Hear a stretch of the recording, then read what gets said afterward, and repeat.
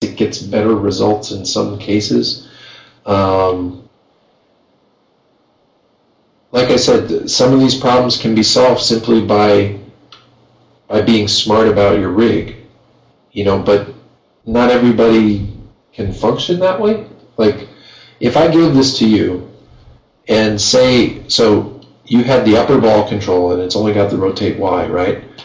But then the lower ball control, if I didn't get rid of this rotate Y, I'll bet some of you would use both of them. You'd probably use this rotate Y and this rotate Y, and then you'd start cursing me out for having two of them, So, I mean, then, the simple solution would be to lock one of them so it's stuck and it can't move, or to hide it like I hid the other ones. But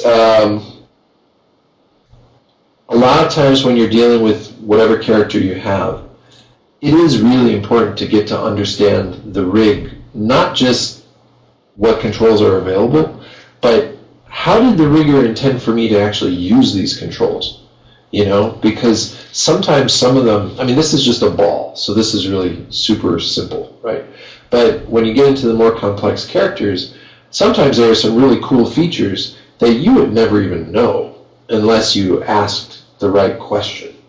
Because each character has hundreds of controls, if not thousands, right? And you actually don't have to use all of them. But all of them are in there for one reason or another. And trying to understand that will actually probably help you work smarter and quicker as well.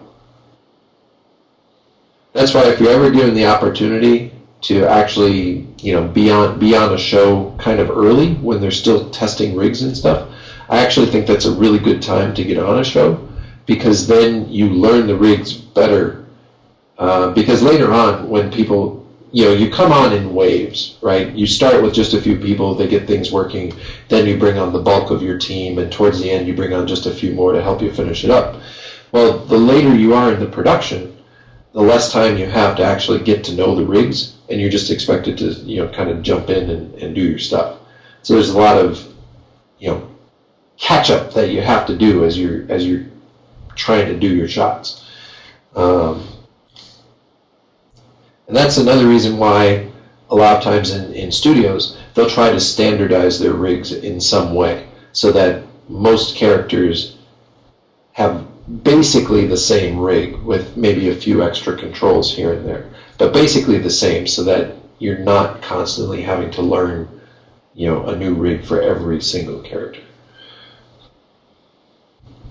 Okay, I've kind of gone off on a tangent here. Does that help? Yeah, I think it helps. Thanks. Okay, sure. Is there a specific example you were having trouble with that you wanted to go over, or? No, I just happen to get a lot of gimbal lock, and I get really frustrated about it. So. Okay. Well, if you're not too far into it, you could try doing what I said, change your rotation order to a different rotation order. Figure out what the axis is that you're rotating on the most. Okay, and you use the gimbal tool like we showed here. We're setting tool settings. Use the gimbal option, and that will show you when your axes line up with each other. So just do a little test and see if you're doing that a lot.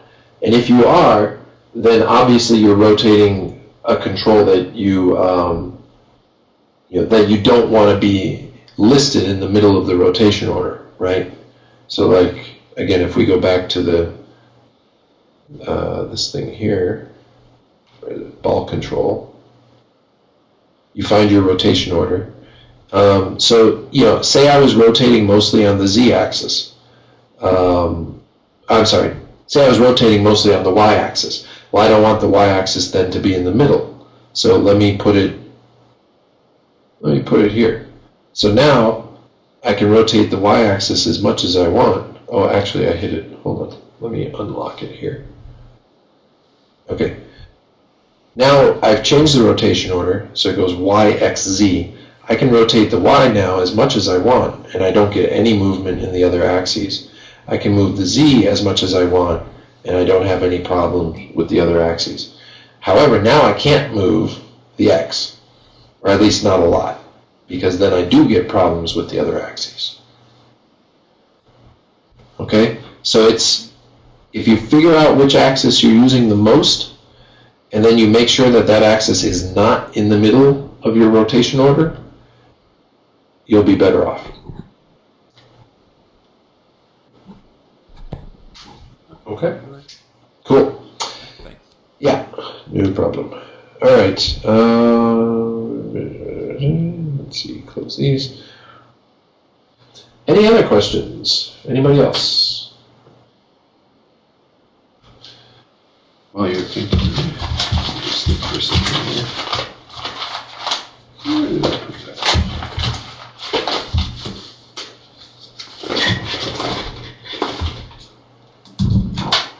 Hold on 1 second.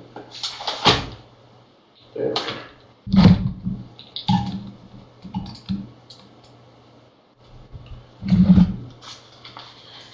Okay, no other questions? I know in the review session you were talking about like when the balls interact, like what the force should be. Would you be able to do like that maybe?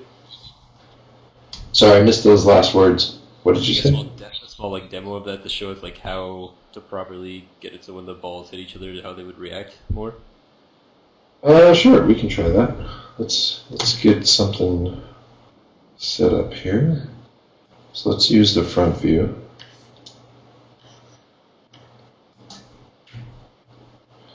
And actually now let me go into that rotation order thing. Let's see, so what's this? Ah, X direction. Okay, so yeah, I gotta change that. So let's put this back to XYZ. So now my rotation order should be fine. Let's put that back to 0. Everything at 0 on that, yeah, okay. And let's go back to my rig. Just gotta set it up, make sure everything's okay here.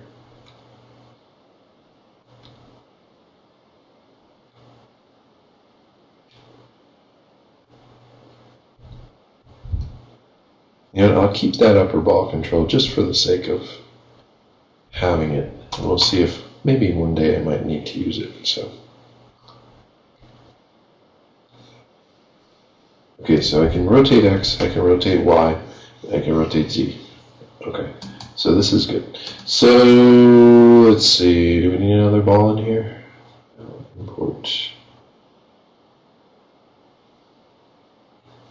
Import.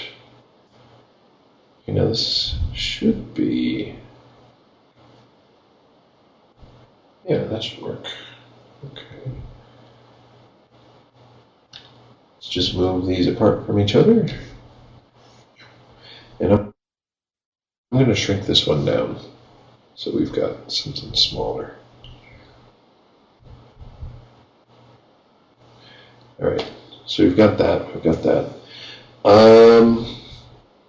Now, for the sake of argument, let's call this big one, let's call that a bowling ball, okay? And let's change its color so we can see it a little easier. Windows, rendering editors, hypershade. So if you guys haven't already used this, in the hypershader, this allows you to create textures and to apply them to your objects. A lot of times they'll be labeled, sometimes they won't be. If you make them, you should label them. You can create a ramp shader. A ramp shader will basically give you stripes like what's currently on these balls. A flat shader would be something like a Lambert. A Lambert shader is something like this. And what I'm going to do is just make it black so it's a bowling ball. But so that we can see what we're doing, I'm going to go in here and I'm going to actually add a little bit of a ramp to that. And this is how you do a ramp texture. you click on the little circle and that activates the color, and then you click in this box. You can change that color to be whatever you want. So there I just changed